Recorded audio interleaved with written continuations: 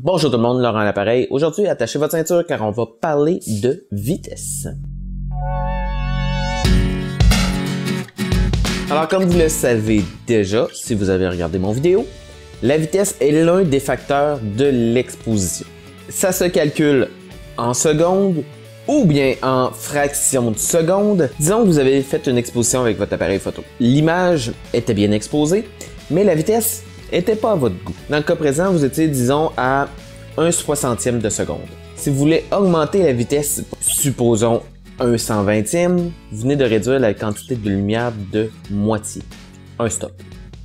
Il va vous falloir ajuster les deux autres paramètres, l'ouverture ou le ISO, pour pouvoir augmenter l'exposition à son niveau normal. Le plus grand contrôle que vous avez avec la vitesse, c'est le flou de mouvement. Le flou de mouvement, c'est créé soit par votre appareil qui a bougé ou le sujet qui a bougé. Si vous tenez votre appareil dans vos mains, il y a des grandes chances que vous avez créé une vibration. Si la vitesse n'est pas assez grande, autour d'un 60e normalement, ça commence à être limite. La règle générale dit que vous devez aller à l'inverse de la vitesse de votre longueur focale. Donc, si vous avez un 200 mm, vous allez à un 200e de seconde.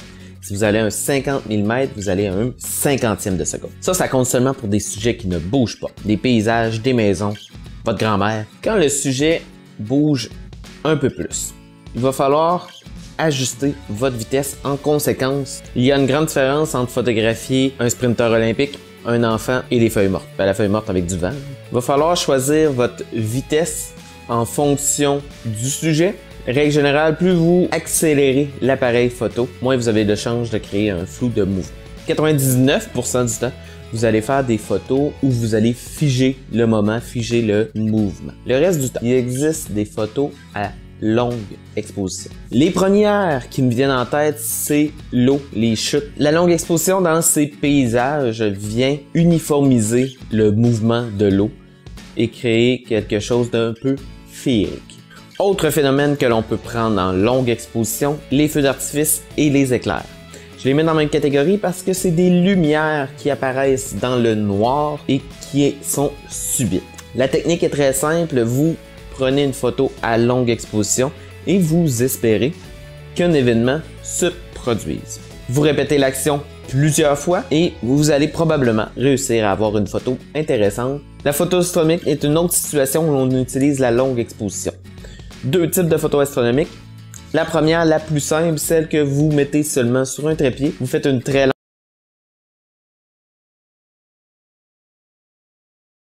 L'autre manière de faire de la photographie astronomique est plus complexe. Ça vous prend un télescope avec un petit moteur qui va vous permettre de suivre le mouvement des étoiles.